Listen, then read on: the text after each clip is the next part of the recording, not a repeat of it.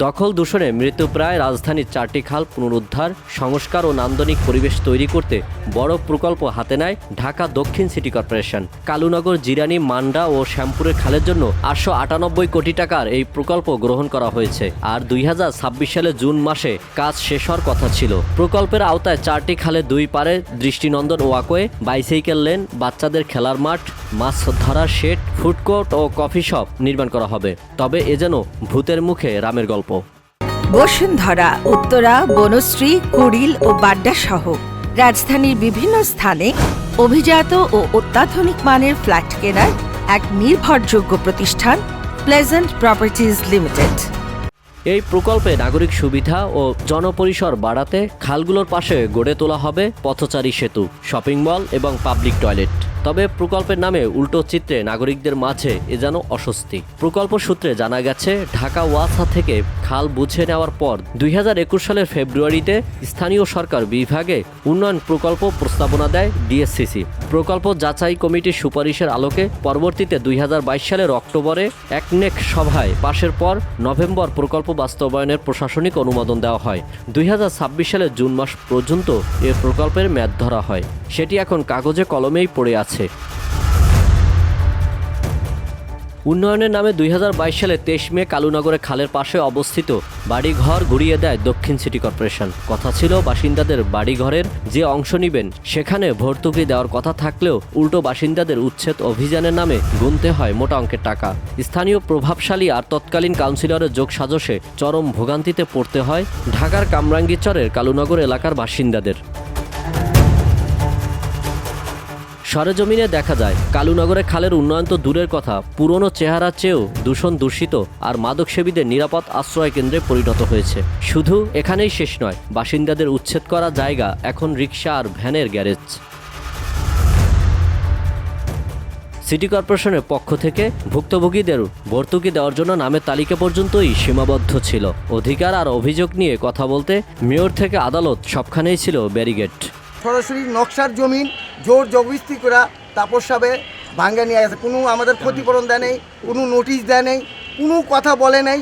এমন 3তলা 4তলা বিল্ডিংগুলারে জোরপূর্বক আইসা সিটি কর্পোরেশনের থেকে আপনার গিয়া ওই ম্যাজিস্ট্রেট আইনা দাঁড়া করা, পুলিশ আইনা জোর জবরদস্তি ভাঙ্গা এগুলা নিয়ে গেছে। জি না, আমরা খাল দহর করে কেন করব? আমাদের নকশা আছে, RSCS এবং মহানগর সবই আছে। ভেঙে দেওয়ার কারণটা কি? ভেঙে দেওয়ার কারণে এরা জর্জবস্তু ভেঙছে। কিন্তু আমরা বারংবার তাদের সাথে যোগাযোগের চেষ্টা করছি। সেই সময় তারা আমাদের নামে বিভিন্ন ধরনের নির্যাতন মামলা সহ অনেক ধরনের ঘরবাড়ি ছাড়া করছে। আমরা অনেকে এলাকায় থাকতে পারিনি সেই সময়। এই যে মুরব্বী আছেন, তারপরে এই যে ওনারা যারা এখানে দাঁড়ানো দেখতেছেন, সবাই ক্ষতিগ্রস্ত আর কি।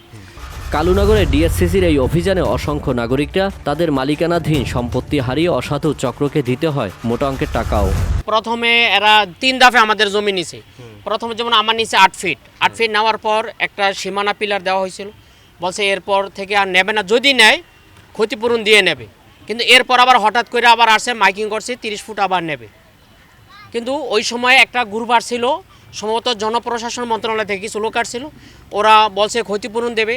কার কতটুকু জায়গা ভাঙ্গা হয়েছে, কত ফিট, কতটা রুম ছিল, কত টাকা ভাড়া আসে, কতজন সদস্য থাকে, এইসব বুঝে আমাদের থেকে এই সিগনেচার নেওয়া হয়েছিল।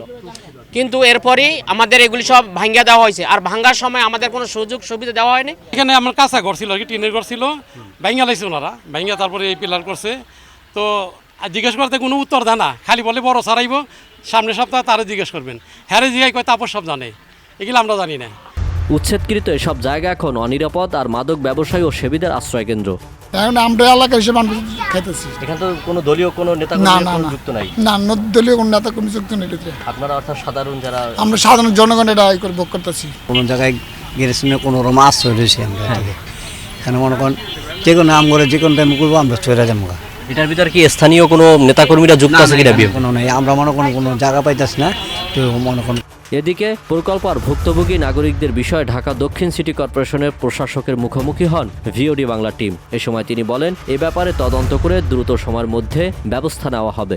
কোথায় কী হয়েছে এটার জন্য তদন্ত করে তারপরে কি করা যায় বা কি করা হয়েছে সেটা পরবর্তীতে আমি জানাবো। পুরনো ঢাকার যে ঐতিহ্য আছে, যে কৃষ্টি, যে সংস্কৃতি, এটাকে আমরা ধরে রাখার চেষ্টা করব। পুরনো ঢাকাকে আধুনিক যতটুকু সুযোগ সুবিধা দেওয়া যায়, ইনশাআল্লাহ নির্বাচিত হলে আমি সেই ব্যবস্থাগুলো নিশ্চিত করার চেষ্টা করব।